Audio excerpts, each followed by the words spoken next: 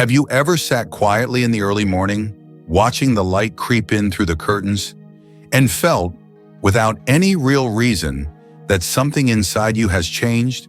Not something dramatic, not something painful, just different. As if your body knows something your mind hasn't quite caught up with yet. As a doctor who has spent decades listening to older adults, not just examining them, but truly listening, I can tell you this. The body speaks in gentle ways, especially near the end. It doesn't shout, it doesn't demand, it whispers. And if you're not paying attention, those whispers can be easy to miss. Many people think that when their final year approaches, there will be some clear sign, a diagnosis, a crisis, a fall. But the truth is often more quiet. It comes in moments, in small changes, in a softness of voice, a change in sleep, a distance that forms between you and the things you once found joy in. These are not always signs of illness. Sometimes they are the body's quiet way of preparing. And this is what I want to talk to you about. Not with fear, not with urgency, but with tenderness. Because I believe that when we are aware, we are empowered. When we notice the early changes, we have a chance to respond not with panic, but with presence, with love, with clarity. You might have seen one of these signs already, in yourself or in someone you care for. A change in appetite, a shift in energy, a desire to sleep more, speak less. These are not symptoms to fear. They are invitations.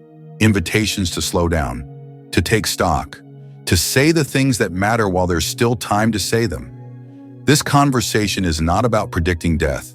It's about honoring life, about learning how to walk through the final chapter with open eyes and an open heart. Whether you are 60, 70, or 90, this message is for you.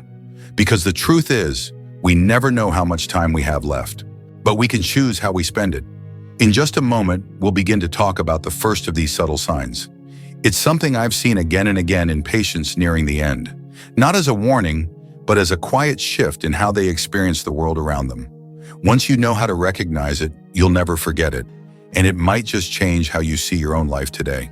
If this message speaks to something inside you, if it brings up a memory, a feeling, a question, I invite you to stay with me. And if you feel comfortable, I would be honored if you'd like, subscribe, or leave a comment below. Not just for me, but for others who may need to know they're not alone in this quiet journey we all must take. Let's begin. Sometimes the very first shift I notice in someone, long before tests show anything, long before a diagnosis is made, is not in the body at all. It's in the eyes, a softening, a distant quiet gaze that lingers a bit too long. They're still present, still speaking, still smiling even. But behind that smile, something is loosening. It's not sadness, it's not fear. It's more like a quiet retreat, as if they're already beginning to walk a little further inward. This subtle change in awareness is not something you can measure, but you can feel it. It's when a person no longer talks as much about the future. Not because they're hopeless, but because the future feels less important than the moment they're in. The conversations become slower, more thoughtful. The silences stretch a little longer, and yet those silences feel full of things unspoken, but understood. You might see it when someone no longer rushes to answer the phone, or when they stop making plans that once brought excitement. They aren't withdrawing from life in a dramatic way. They're just stepping back quietly, as if to observe it from a different angle.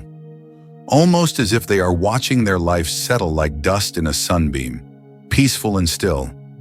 And if you felt that in yourself, it's okay. It doesn't mean something is wrong. It might just mean your soul is telling you to pay attention, to slow down and notice the texture of your days, to let go of the noise and focus on what really matters. It's not about giving up, it's about tuning in, more deeply than ever before. What I've seen again and again is that this kind of inward shift often comes with a surprising clarity. People begin to reflect on their life, not with regret, but with gentleness. They begin to remember the faces that mattered, the moments that shaped them, and something else happens too. They begin to forgive others, themselves, life even, with all its mess and beauty. This is not a moment to be pitied.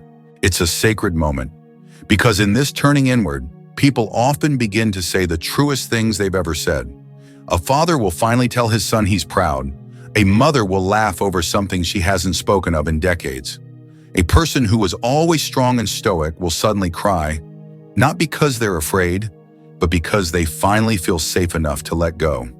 And that, to me, is one of the most beautiful things I've witnessed. That softness, that opening, that quiet strength that rises in the final stretch of life. It teaches us something profound, that you don't have to be loud to be powerful.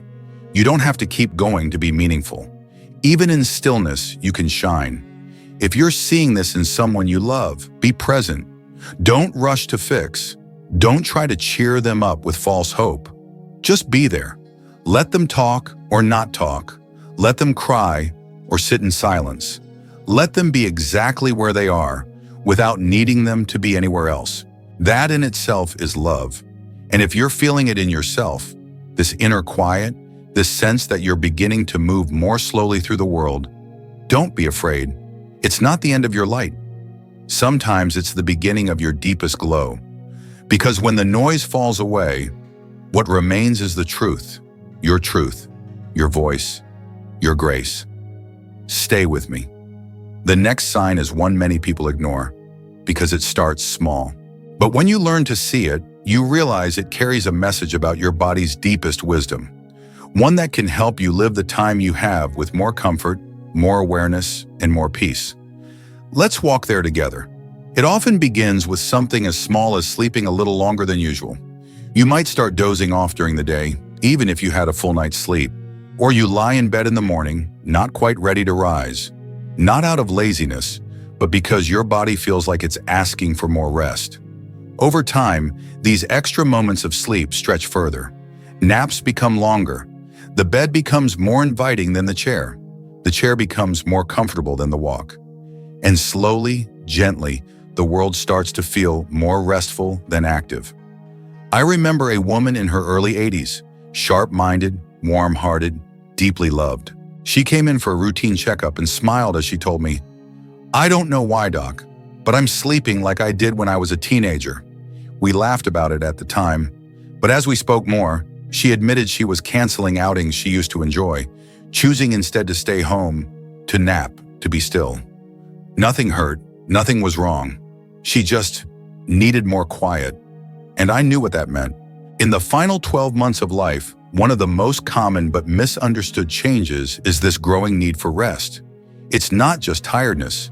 It's the body beginning to conserve energy in a different way, like a candle burning more slowly, trying to make the light last. It's not laziness. It's not depression. It's biology. It's preparation. But here's where it gets delicate, because often the person themselves doesn't even realize it's happening. They simply adjust. They skip the walk. They linger in bed. They sit a little longer by the window. And those around them may either worry or try to push them back into activity. But the truth is, what they may need most is permission. Permission to rest, to pause, to be. This is a time when we must learn to listen, not just with our ears, but with our hearts. When a loved one is sleeping more, we must ask ourselves, are they withdrawing or are they transitioning? Is this exhaustion or is this the body gently asking to slow down? There's wisdom in stillness, and we must learn to honor it.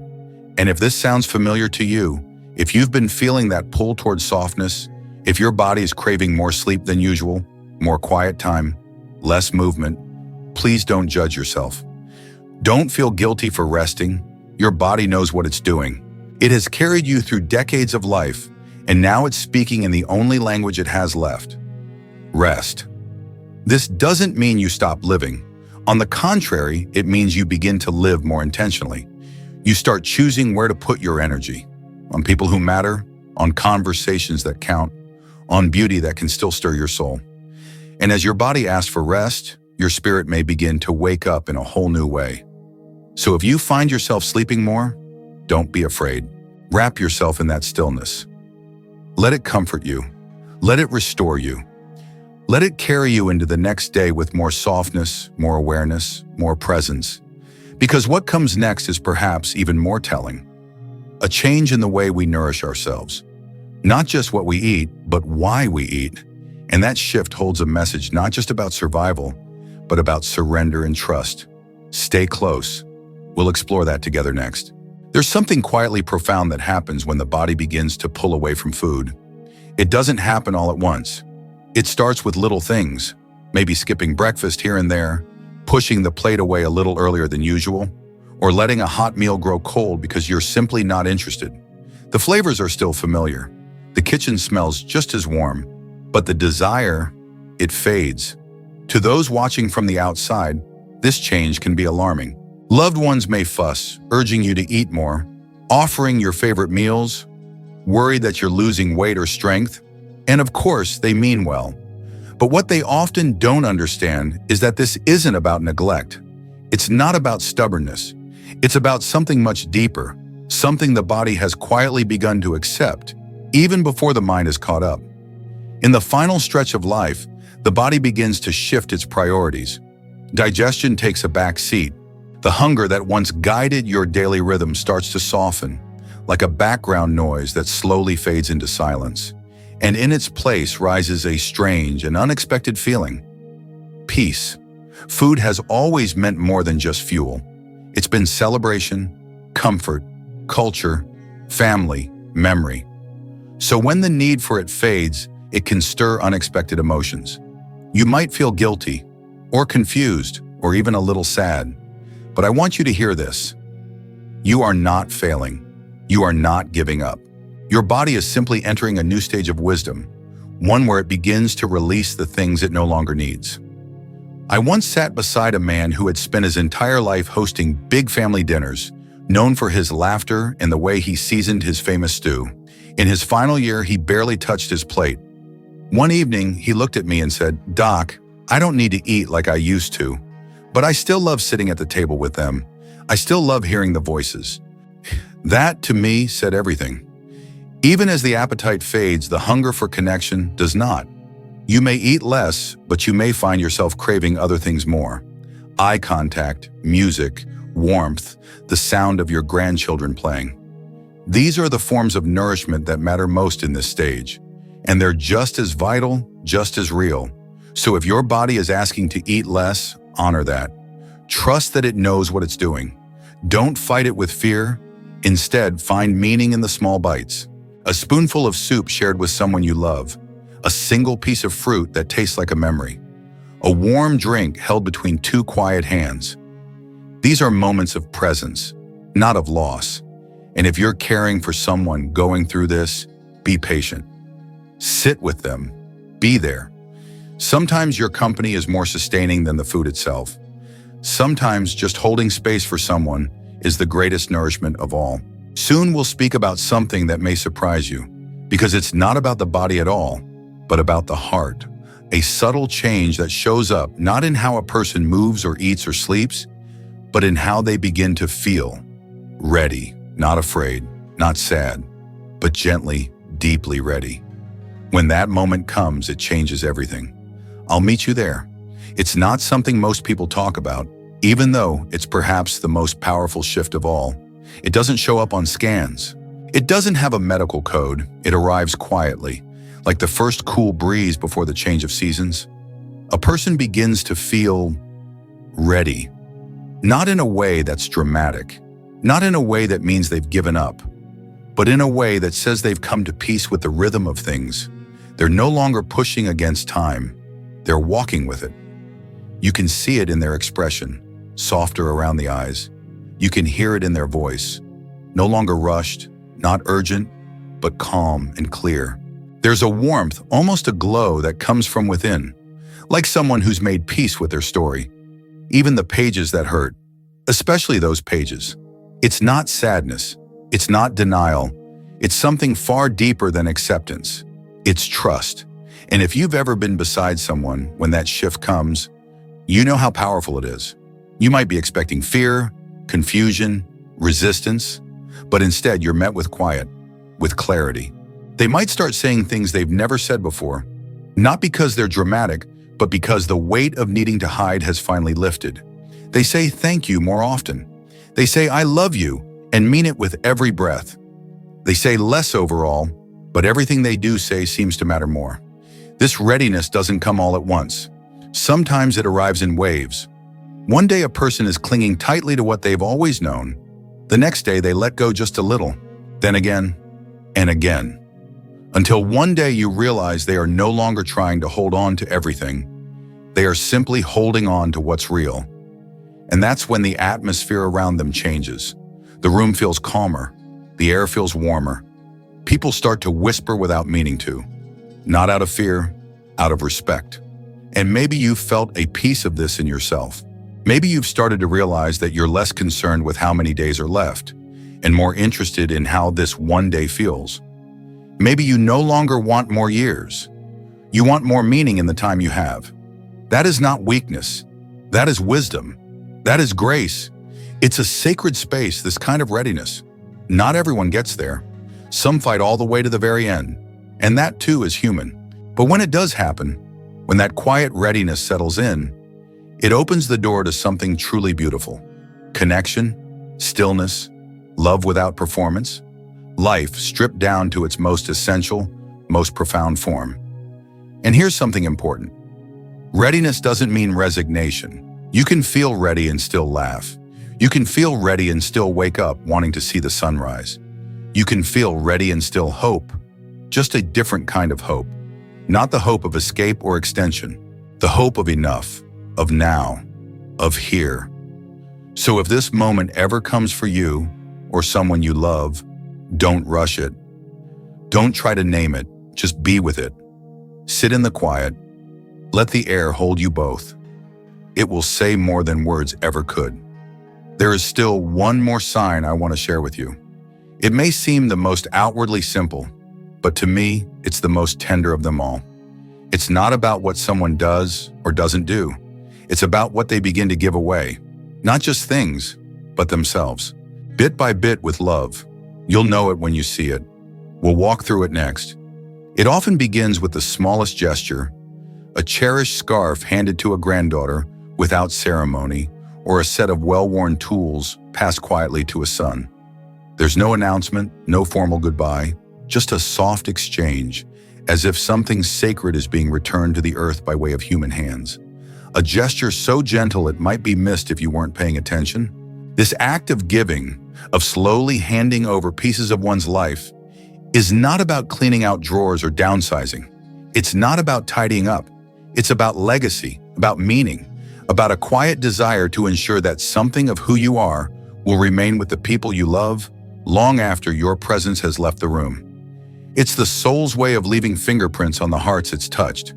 You may start noticing it one day without even realizing what it is. A photo placed purposefully on a nightstand, a recipe written out by hand, a letter left on a pillow. There's a rhythm to it, a quiet timing that feels deeply intentional. And it's not just about things, it's about identity. You begin to let go of the need to be the strong one, the busy one, the caregiver, the decision maker. You hand those roles over too, not in weakness, but in trust, because you've come to understand that the people you love can carry what needs to be carried, and what cannot be carried, perhaps it never needed to be.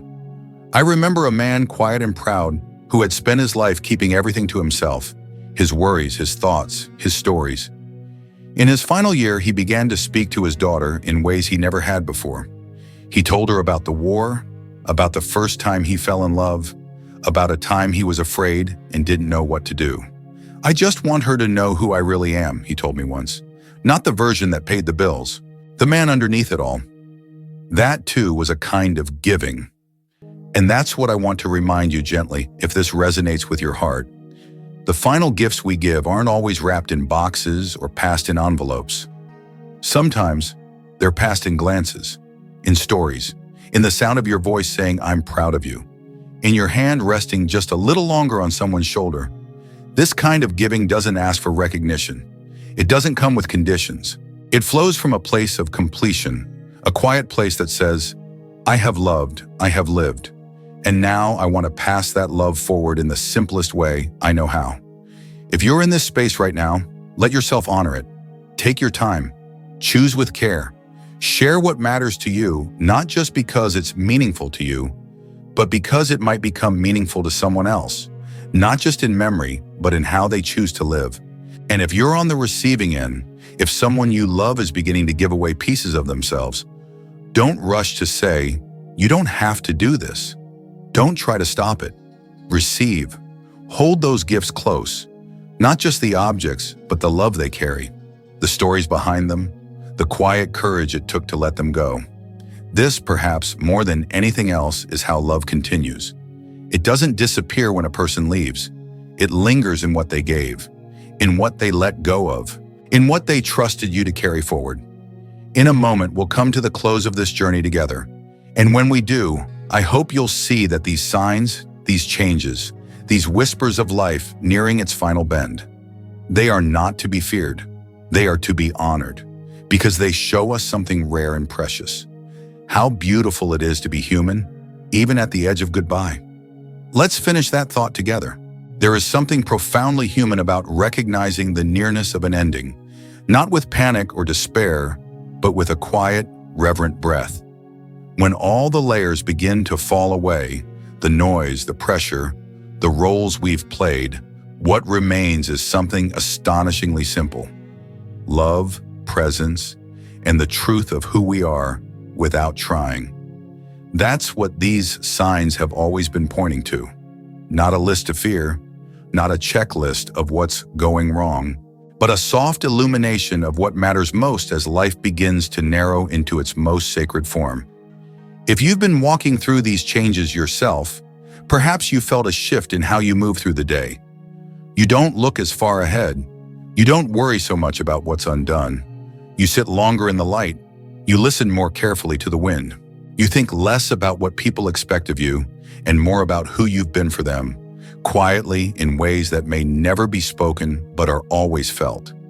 And if you're caring for someone who's walking this path, if you're the daughter sitting beside a mother who sleeps more and eats less, or the son gently watching a father's strong hands begin to tremble, then I want you to know something. Your presence is enough. You don't have to fix this. You don't have to fill the silences or make things feel normal again. Just be there. Hold their hand. Say the true things, even if they come with tears, because this journey, when walked with awareness, can be one of the most sacred gifts we ever give or receive. It's a reminder that life doesn't have to be long to be full, that love doesn't need words to be felt, that sometimes the most powerful thing we can do is simply sit with someone in their quiet. You might never know exactly when the final year begins, and that's okay. This isn't about knowing, it's about noticing, about being attuned to the rhythms of life, not as something to outrun, but as something to walk with, gently, humbly, and with a heart wide open. So wherever you are today, whether you're watching these changes in someone else or beginning to feel them in your own breath, I hope you take this message with you. This moment is still life. This day is still yours. And no matter how close the end may seem, there is still room for laughter, for forgiveness, for the kind of love that doesn't fade with time. If this video touched your heart, I would be honored if you left a comment. Share your thoughts, your story, or just say, "I'm here," because someone else might be reading, needing to know they're not alone. And if you found value in these words, please like the video or subscribe so we can continue having these conversations that matter, quietly, gently, together. Thank you for walking with me. May you find peace in the pauses, meaning in the quiet, and love in every breath that remains.